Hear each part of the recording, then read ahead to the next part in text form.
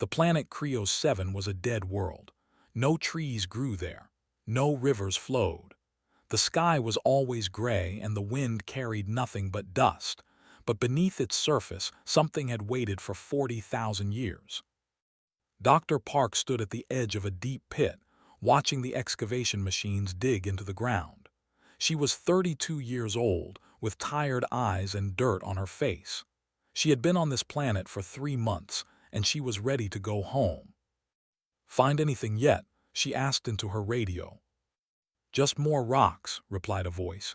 It was her assistant and closest friend on the mission. He was down in the pit, supervising the dig. "I'm starting to think the signal was wrong." The signal? That was why they were here. 2 years ago, a deep space probe had detected an energy pulse coming from beneath the surface of Creo 7. The pulse was strange. It repeated every 60 seconds, like a heartbeat. Scientists across the galaxy had argued about what it could be. The Galactic Council had sent a team to investigate. 12 different alien species had contributed members. There were the tall beings with blue skin and 4 eyes. There were the who looked like walking insects and spoke in clicks. There were others too, species that could barely pronounce the names of.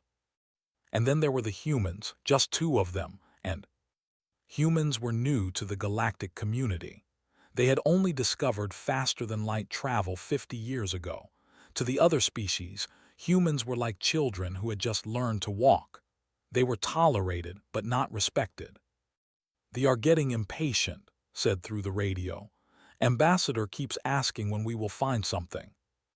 "Tell him to dig faster himself if he wants results," muttered. She knew that was unfair. They had provided most of the funding for this mission. They believed the relic belonged to their ancestors. They disagreed.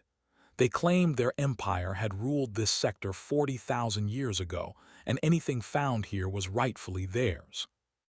Did not care who owned it. She just wanted to find it, study it, and go home to Earth.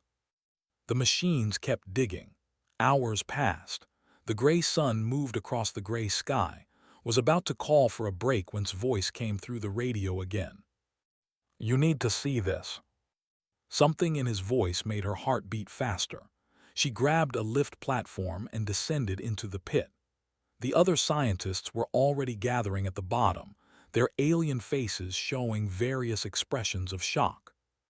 And then saw it.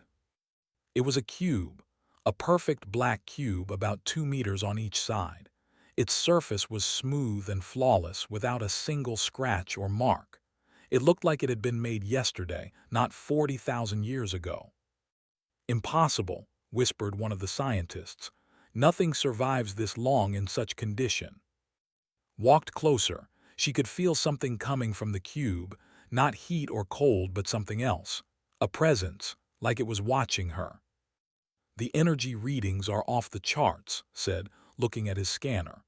"This thing is putting out more power than our entire ship." Ambassador pushed through the crowd. He was the leader of the delegation and he did not hide his excitement. "This is it," he said, all 4 of his eyes wide. "The ancestors left this for us. Begin the recovery process immediately." "We should study it first," said. "We don't know what it is or what it does." Looked at her like she was an insect. "Human, you are here as a courtesy. Your opinion was not requested." Felt her face grow hot with anger, but she said nothing. This was how it always was. Humans were the newcomers, the primitives. Their voices did not matter. The cube was lifted from the ground using magnetic platforms. It took 6 hours to transport it to the research base on the surface. By then, night had fallen, and the stars shone cold and distant in the black sky. The research base was a collection of domes connected by tubes. The largest dome was the laboratory, and that was where the cube was placed. Scientists from every species gathered around it, their instruments humming and clicking. Stood in the back watching, stood beside her. "You feel it too, don't you?" he asked quietly. "Feel what?" "Like it's looking at us." Nodded slowly. She had felt it since the moment she first saw the cube. There was something intelligent about it, something aware. The scientists were the first to try activating it. They used energy beams, magnetic pulses, and sonic waves. Nothing happened. They tried next, using their own methods. Still nothing. Hours passed. Frustration grew. Ambassador paced back and forth, his blue face dark with anger. "There must be a way," he growled. "The ancestors would not leave something we cannot open." One of the scientists clicked her mandibles. "Perhaps it is not meant to be opened. Perhaps it is a tomb." "Or a prison," said another. Barely heard them. She was staring at the cube and she could not look away. Something was pulling her toward it, something in her blood, in her bones. Without thinking, she stepped forward. She walked past the alien scientists, past the instruments, past the guards. No one stopped her. It was like they did not even see her. She stood in front of the cube and raised her hand. "What are you doing?" called out. She did not answer. Her palm touched the smooth black surface. The cube came alive. Golden light exploded from within it, filling the entire laboratory. The alien scientist screamed and stumbled backward. Alarms began to wail, but stood still, her hand pressed against the cube, her eyes wide open. Text appeared on the surface of the cube, glowing letters burning with inner fire. They scrolled across the black material like a message from the gods. The room fell silent. Every alien eye stared at the text. "What language is that?" Ambassador demanded. It's not any language in our database." His voice was barely a whisper. "It's English." The aliens turned to look at him in confusion. English was the primary language of Earth. It was barely 100 years old in galactic terms. How could a 40,000-year-old relic display text in English? But that was not the most shocking part. The text was not random words or ancient messages. It was a name. 2 words glowing bright against the darkness. Park Yuna stared at her own name, written in perfect letters on technology that existed before humans had discovered fire. Her hand trembled against the cube's surface. Her mind could not process what she was seeing. "This is a trick," snarled. "The humans have done something. They have tampered with the relic." "We did nothing," said, his voice shaking. "We couldn't have done this. We don't have the technology." New text appeared beneath's name. More English words burning gold against black. "Genetic match confirmed. Welcome back, seed bearer. You have been expected." The laboratory erupted into chaos. Aliens shouted in their own languages. Guards raised weapons. Scientists grabbed their instruments and ran diagnostics. But did not move. She could not move. Something was happening inside her head. Images were flooding her mind. Memories that were not hers. Cities made of light. Ships that sailed between stars. Faces of people she had never met but somehow knew. And a voice. An ancient voice, speaking words that had not been spoken for 40,000 years. "Remember," it said, "remember who you are." Collapsed to her knees. The golden light faded. The cube went dark. When she looked up, every being in the room was staring at her. Fear, confusion, anger, and wonder mixed on their alien faces. She was no longer just a human scientist. She was something more. And nothing in the galaxy would ever be the same. Woke up in a white room. The ceiling was smooth and bright, and she could hear the soft hum of machines around her. She tried to sit up, but her body felt heavy, like she had been sleeping for a very long time. "Easy," said a familiar voice. "Don't move too fast." She turned her head and saw sitting beside her bed. His face was tired, and there were dark circles under his eyes. He looked like he had not slept in days. "How long was I out?" she asked. Her voice sounded strange to her own ears. 3 days, said. "You collapsed after touching the cube. The doctors couldn't figure out what was wrong with you. Your brain activity was off the charts, like you were dreaming 1,000 dreams at once." Closed her eyes. The memories were still there, swirling in her mind like leaves in a storm. She could see things that made no sense. A war fought with weapons that burned suns, a council of beings deciding the fate of galaxies, and a plan, desperate and final, to save everything by hiding it. "What happened after I passed out?" she asked. His face grew dark. Chaos. Ambassador tried to take the cube. The stopped him. They almost started shooting each other. The Galactic Council had to send peacekeeping ships to restore order. And the cube? Locked away. No one is allowed near it. Paused. Except you. They want you to touch it again. Opened her eyes. Who wants that? Everyone. The council. They all saw what happened. The cube responded to you and only you. They need to know why. She sat up slowly, ignoring the dizziness. And what do you think? Was quiet for a moment. Then he reached into his pocket and pulled out a small data tablet. I did some research while you were sleeping. I looked into your family history. My family. Your bloodline is unusual. Most human families can trace their ancestors back a few hundred years at most, but yours goes back much further. There are records, ancient records, that follow your family line for over 2,000 generations. Felt a chill run through her body. That's impossible. Humans didn't keep records that long ago. Exactly, said. Someone else kept them. Someone made sure your bloodline survived generation after generation for tens of thousands of years. He looked at her with eyes full of wonder and fear. I don't think you're just human. I think you're something else. Before she could respond, the door to the room slid open. 2 guards stepped inside, followed by Ambassador. His blue face was calm, but his 4 eyes burned with intensity. "Dr. Park," he said, "you are awake, good. The council is waiting." "Waiting for what?" asked. "For you to explain what you have done." They took her through long corridors to a large circular chamber. The room was filled with representatives from dozens of species.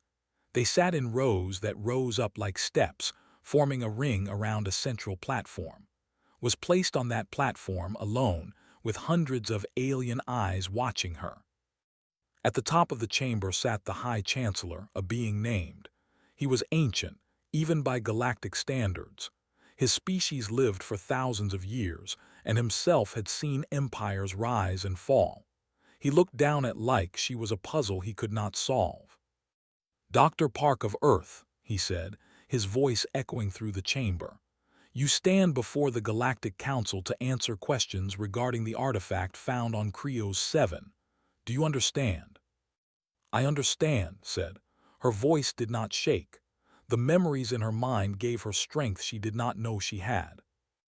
"The artifact displayed your name in the human language called English," continued. "It referred to you as the seed bearer. Explain this." "I cannot explain it," said. "I do not know why the artifact knows my name." Murmurs rippled through the chamber. Ambassador stood up from his seat. "She lies," he declared. "The humans have discovered some ancient technology and kept it secret. This is a plot to claim power over the galaxy." "That is absurd," said. "Humans have been in space for only 50 years. How could we hide something for 40,000?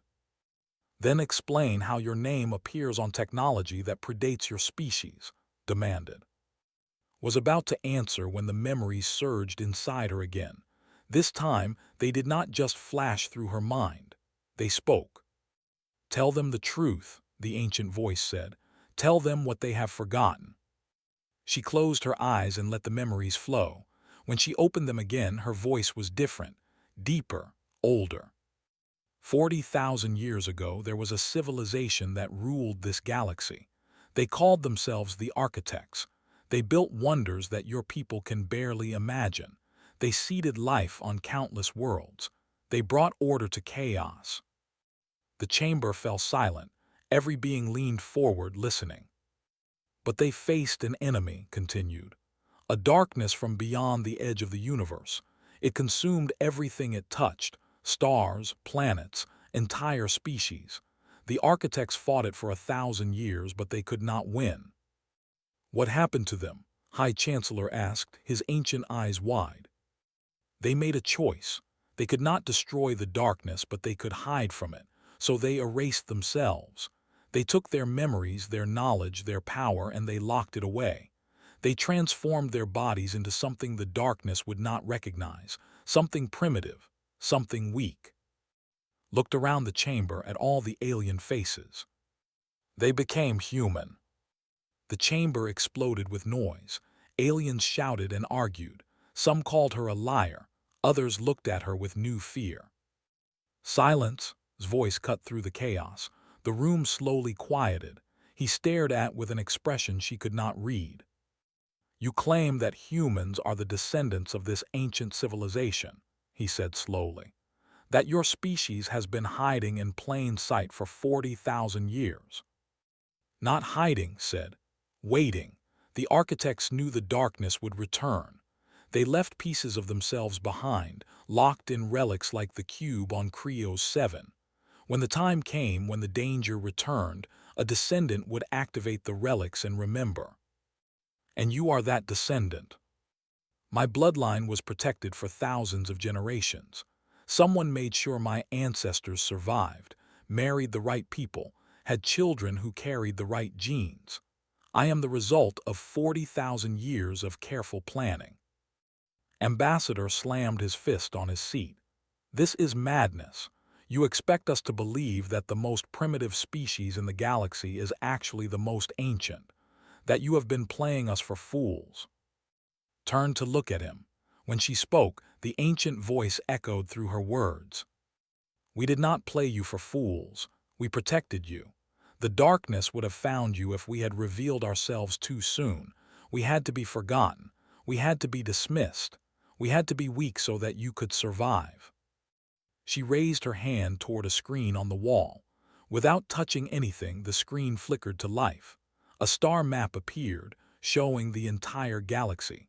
Thousands of points glowed red across its surface. Those are the caches, said. Vaults left behind by the architects. They contain weapons, knowledge, technology beyond anything you have ever seen. Each one is keyed to human DNA. Only we can open them. The chamber was silent. The aliens stared at the map, counting the glowing points. There were thousands. The darkness is coming back, said. I can feel it. The cube woke me because the time for hiding is over. Humanity must remember who we are, or everything will be consumed. High Chancellor slowly rose from his seat. His ancient body seemed to carry the weight of the universe. If what you say is true, he said quietly, then everything we believed about the galaxy is wrong, and humanity is not the youngest species among us. Met his gaze without flinching. We are the oldest, and we have finally come home. The chamber remained silent. Outside, in the cold darkness of space, something ancient began to stir. The first signs of the returning darkness appeared at the edge of the galaxy, where stars began to go out one by one. The war that had paused for 40,000 years was about to begin again. And humanity would have to remember how to fight it. The news spread across the galaxy like fire. Within hours, every inhabited world knew what had happened on Creos 7. The story was too strange to believe, yet the evidence was undeniable. A 40,000-year-old relic had displayed a human name. A human woman had claimed her species were the descendants of the legendary architects. Some called it a hoax, others called it the greatest discovery in history. Religious leaders declared it a sign from the gods. Scientists demanded more proof. Politicians argued about what it meant for galactic politics. And on Earth, 8 billion humans went about their lives, unaware that everything was about to change. Was kept in a secure facility on the space station orbiting Creos 7. She was not a prisoner, they told her. She was being protected, but the guards outside her door and the locked windows told a different story. Visited her every day. He brought her food, news, and company. He was the only person she trusted now. The council is still debating what to do with you, he said during one visit. Half of them want to worship you. The other half want to dissect you. And which half is winning? Asked. It changes every hour, sat down across from her. They are furious. They spent centuries believing they were the chosen people, the heirs to the ancient civilizations. Finding out that humans might be the real heirs has broken something in them. What about They're scared. They remember the old legends about the darkness. Their ancestors left warnings carved in stone. They thought they were just stories. Looked out the window at the stars. The memories inside her head were clearer now. Every day she remembered more. The faces of the architects, the worlds they built, the horrors they faced. The darkness is real, she said. I can see it in the memories. It's not a creature or a force. It's more like a hunger, a void that eats everything and is never satisfied.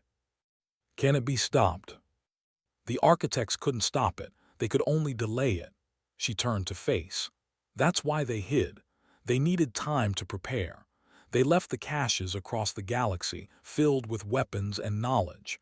They encoded their memories into human DNA, passed down through generations until the right person could unlock them.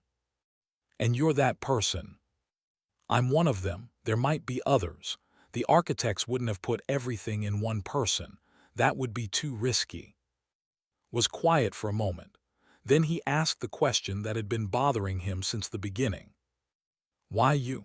Out of all the humans in the galaxy, why did the cube choose you? Had asked herself the same question 1,000 times. The memories gave her an answer, but it was not complete. My family line is special, she said slowly.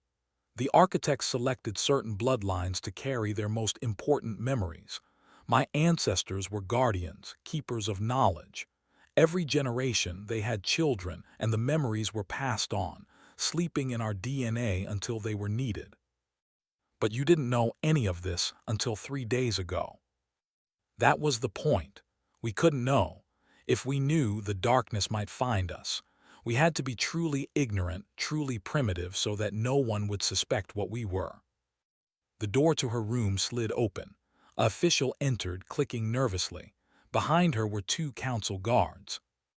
Dr. Park, the official said, the High Chancellor requests your presence. There has been a development. They took her to a different part of the station, to a room filled with screens and holographic displays. High Chancellor was there, along with representatives from a dozen species. They all turned to look at her when she entered. Show her, said. One of the screens flickered to life. It showed a star map of the outer edge of the galaxy. Several stars were marked in red. These stars have gone dark in the past 3 days, explained. Their light simply stopped. No explosion, no collapse, they just went out. Felt cold fear grip her heart. It's starting. What is starting? The darkness, it's waking up. She walked closer to the screen. The architects left warnings about this. When the darkness returns, it begins at the edges. It eats the smallest stars first, building its strength before it moves inward. The room was silent. The aliens looked at each other with fear in their eyes. How long do we have? Asked. Closed her eyes and searched the memories. The answer came slowly, like light through fog. Months, maybe a year. It will take time for it to cross the outer regions, but once it reaches the populated sectors, it will move fast. Then we must prepare defenses, Ambassador said. Gather our fleets, build weapons. Your weapons won't work, said. The architects had technology far beyond yours, and they couldn't defeat the darkness in direct combat. You'll need the caches. The caches only respond to human DNA, a scientist pointed out. Are you saying we must rely on humans to save us? Yes. The word hung in the air. A month ago, the idea of relying on humans for anything would have been laughed at. Humans were the newcomers, the primitives. They had nothing to offer. But now everything was different. There is another problem, said slowly. The caches are spread across the galaxy. Even if humans can activate them, it would take years to reach them all. Not if we wake up more humans, said. The cube on Creos 7 woke me. There must be other relics on other worlds. If we find them, we can wake more descendants of the architects. And where would we find these relics? Reached out and touched the screen. The map shifted, zooming in on a familiar blue planet. Earth, she said. The architects didn't just hide on Earth. They built monuments there. Structures that have stood for thousands of years dismissed as primitive constructions. The pyramids, Stonehenge, ancient temples and ruins across every continent. You're saying these human monuments are actually architect technology? Asked, disbelief clear in his voice. Yes, they're sleeping, just like the cube was sleeping. They're waiting for the right signal to wake up. Stepped forward. If we can send a signal to Earth, if we can wake up those monuments, then we could wake up millions of humans at once. Nodded, billions. Every human on Earth carries some of the architect memories. They're diluted after 40,000 years, but they're still there. If the monuments activate, humans everywhere will start to remember. The chamber was quiet as the aliens processed this information. The idea was incredible. It meant that every human, from the simplest farmer to the greatest scientist, carried the seeds of an ancient civilization inside them. This could be dangerous, said carefully. If humans suddenly remember being a powerful ancient race, they might not be satisfied with their current place in the galaxy. They might seek revenge on the species who dismissed them. Shook her head. The architects weren't about revenge. They were protectors. They seeded life across the galaxy because they believed all life was precious. When humans remember, they won't want to conquer. They'll want to save. You speak for all humans, challenged. I speak for what I remember. And what I remember is a people who gave up everything to protect a galaxy that will never know their sacrifice. She looked around the room at all the alien faces. We became weak so you could survive.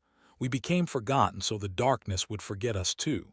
And now we must become strong again because the darkness has returned. Was silent for a long moment. Then he made his decision. Send a ship to Earth. Bring Dr. Park with it. We will attempt to wake the monuments. As left the chamber, she felt the memories stirring inside her again. Faces of architects long dead appeared in her mind. They smiled at her, proud and sad. We knew this day would come, they seemed to say. We prepared everything for you. Now it is time to remember.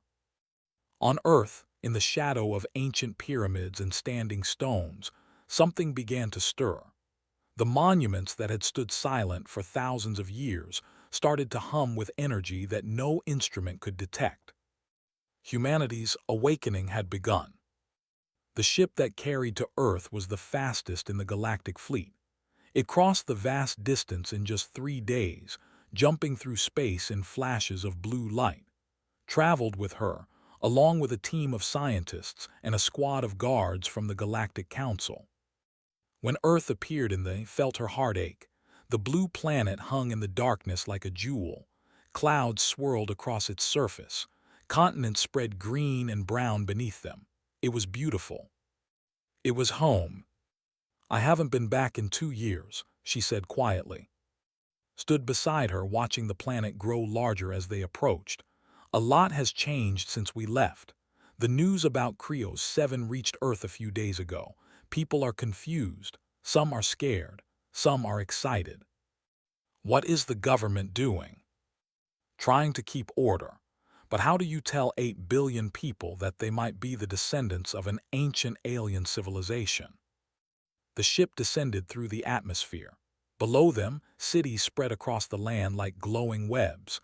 Cars moved on roads. Planes flew through the sky. Normal life continued, even as the universe was about to change forever. They landed in a secure facility outside Seoul. Government officials were waiting for them, their faces tight with worry. Recognized one of them, a woman named Sora who worked for the science ministry. Dr. Park, Sora said, bowing quickly. Welcome home. The situation is complicated. Tell me everything. They walked through the facility as Sora explained. Strange things had been happening across the planet since the news from Krios 7 arrived. People reported vivid dreams about places they had never seen. Children drew pictures of strange symbols. Artists created paintings of cities that did not exist. And the monuments had started to glow. It began 3 days ago, Sora said. The pyramids in Egypt first, then Stonehenge in England, then ancient temples in Peru, China, India. They're all emitting some kind of energy that our instruments cannot measure. Has anyone been hurt?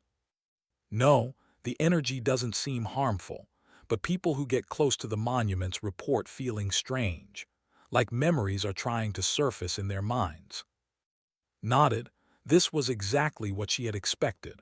The monuments were waking up and they were calling to the human population. We need to go to the Great Pyramid, she said. That's where the main activation will happen. How do you know that? The memories told me. The architects built the pyramid as a central hub. It was designed to send a signal that would reach every other monument on the planet. The journey to Egypt took several hours. Spent the time in silence, preparing herself for what was to come. The memories inside her were growing stronger. She could feel the presence of the ancient architects guiding her toward her destiny. When they arrived at Giza, the sun was setting. The Great Pyramid stood against the orange sky, massive and eternal. Even after thousands of years, it inspired awe in everyone who saw it. But now it was different. A faint golden light pulsed from within the stones. The light beat like a heart, slow and steady. Crowds had gathered around the base of the pyramid. Soldiers tried to keep them back, but people pushed forward, drawn by something they could not explain. Their eyes were wide, their faces full of wonder. They can feel it, said. They don't know what it is, but they can feel it calling them. Walked toward the pyramid. The soldiers parted to let her through. She climbed the ancient stones, each step bringing her closer to the source of the light. At the base of the pyramid, she found an entrance that had never been there before. A doorway had opened in the stone, leading down into darkness. The golden light came from within. I have to go alone, she said too. That's not happening. I'm coming with you. She smiled at him. In all the chaos of the past weeks, he had stayed by her side. He had not treated her as a relic or a weapon. He had treated her as a friend. Okay, she said, let's go. They descended into the pyramid. The passage was narrow and steep, carved from stone that seemed to glow with inner light. The air was warm and smelled of something ancient, like dust and time. At the bottom of the passage, they found a chamber.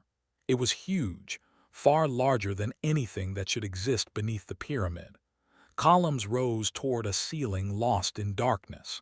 Symbols covered every surface, glowing softly in a language that no living human should have been able to read. But could read it. The memories translated the words automatically. This is the heart, she whispered, the place where everything begins. In the center of the chamber stood a pedestal. On the pedestal sat an object that looked like a smaller version of the cube from Creo's 7. It pulsed with the same golden light. The activation key, said.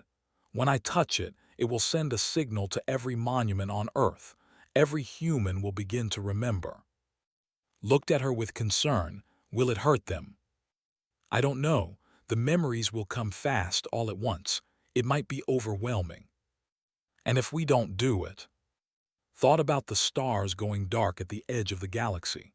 She thought about the darkness spreading inward, consuming everything in its path. She thought about the 8 billion people on Earth who had no idea what was coming. Then we all die, she said simply. She stepped forward and placed her hand on the activation key. Light exploded from the pedestal. It shot upward through the pyramid, bursting from the top like a golden beacon. The light spread across the sky, splitting into thousands of streams that raced toward every corner of the planet.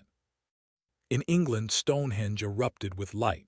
In Peru, the lines glowed like fire. In China, ancient temples hummed with power. Across every continent, monuments that had stood silent for thousands of years came alive. And the people felt it. In cities and villages, in homes and offices, in schools and hospitals, humans everywhere stopped what they were doing. Their eyes went wide, their minds filled with memories that were not their own. They saw the architects. They saw the golden age of the galaxy. They saw the terrible darkness and the desperate plan to survive. They saw themselves not as primitives, but as the sleeping warriors of an ancient race. For a few moments, 8 billion minds shared one memory, one purpose, one truth. We are not weak, we never were, we were waiting. The light faded, the monuments went dark, but the people were changed. In the chamber beneath the Great Pyramid, collapsed to her knees. The activation had drained her, body and soul, but she could feel it. She could feel the awakening spreading across the planet like ripples in a pond. Knelt beside her, holding her steady. Did it work? She looked up at him and smiled through her exhaustion. Yes, they remember now, all of them. On the surface, people were coming out of their homes. They looked at each other with new eyes.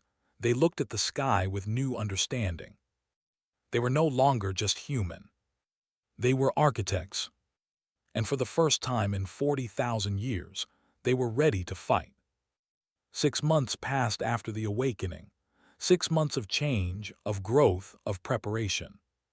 Humanity was no longer the same. The memories of the architects had settled into their minds, blending with their modern knowledge to create something new.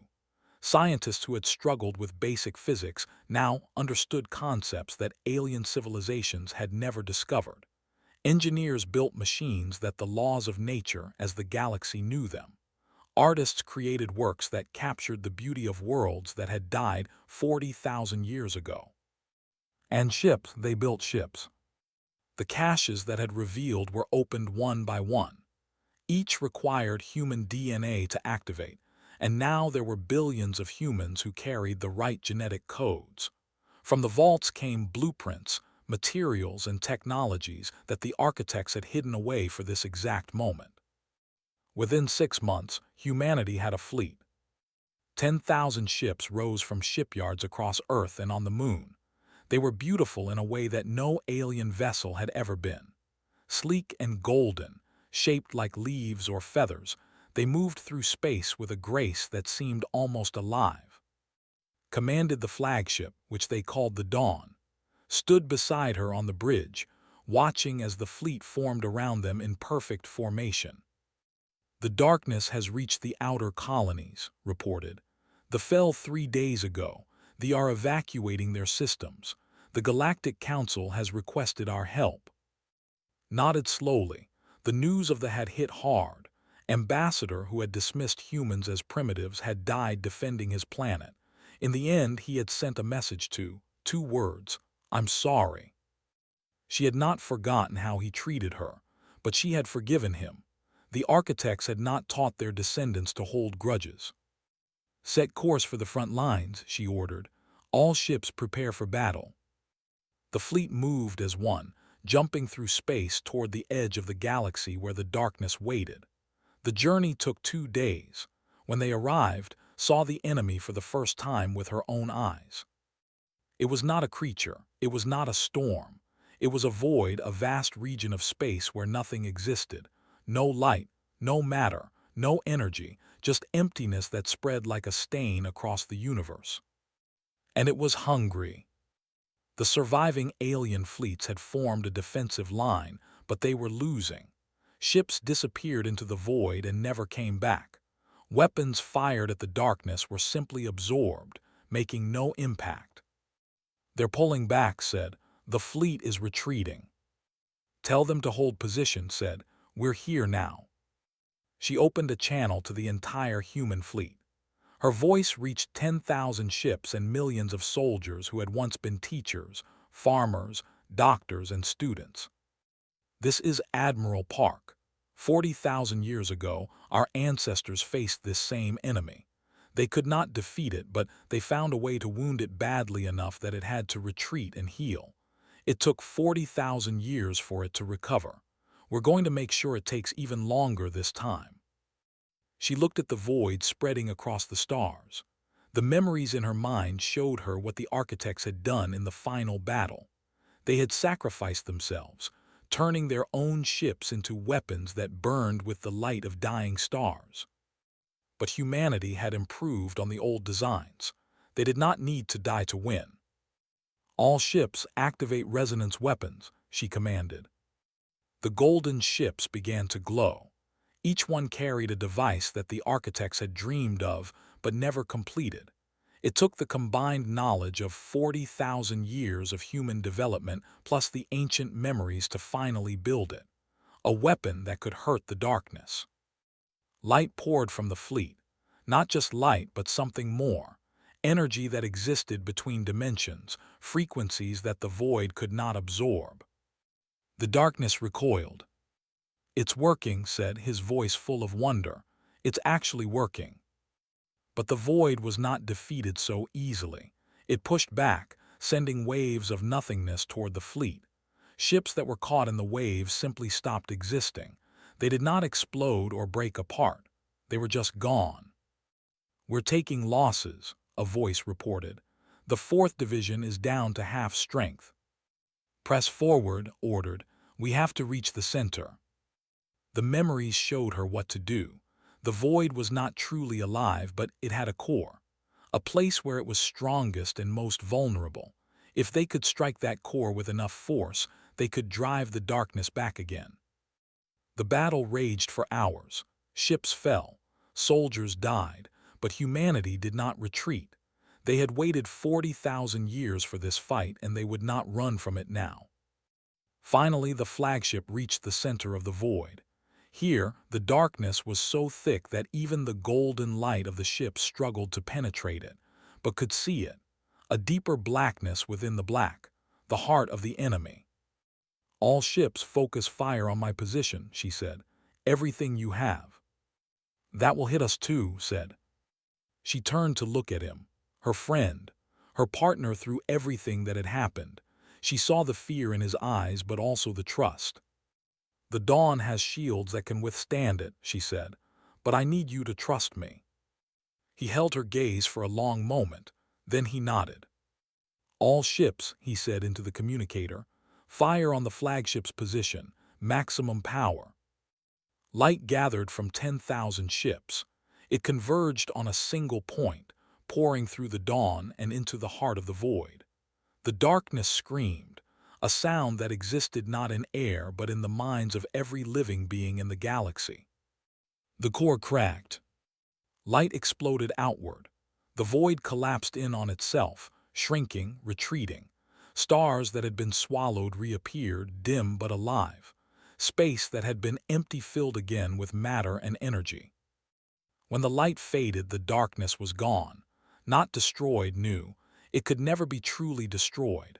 But it was wounded again, driven back to whatever distant corner of the universe it had come from. It would heal eventually. It would return eventually. But not for a very long time.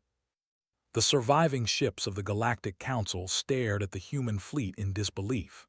They had watched the primitives, the newcomers, do what their combined forces could not. They had watched humanity save the galaxy. 3 months later, stood before the Galactic Council once again. This time she was not a suspect or a curiosity. She was a hero. "The darkness has been driven back," High Chancellor announced. "The galaxy owes its survival to humanity. From this day forward, humans will no longer be considered a junior species. They will be recognized as full members of the galactic community, with all the rights and responsibilities that entails." Bowed her head in acceptance, but her thoughts were not on politics or recognition. They were on Earth, blue and beautiful, waiting for her return. "Is it over?" asked as they walked away from the council chamber. Looked out at the stars. Somewhere far away, the darkness was healing. Somewhere in the future, her descendants would have to face it again, but that was not her burden to carry. "For now," she said, "we did what the architects asked us to do. We remembered, we fought, we survived. What happens next?" She smiled. "We live, we grow, we prepare for whatever comes next. That's what we've always done." They returned to Earth as the sun was rising. The sky was painted with colors of gold and pink. People were waking up to a new day, a new future, a new understanding of who they were. Watched the sunrise from a hilltop near Seoul. The world looked the same as it always had, but she knew that everything was different now. Humanity had remembered their past. They had claimed their future. They were no longer the young ones, the primitives, the forgotten. They were the architects reborn, the protectors of the galaxy, the ones who had given up everything and then taken it back. And the universe would never underestimate them again.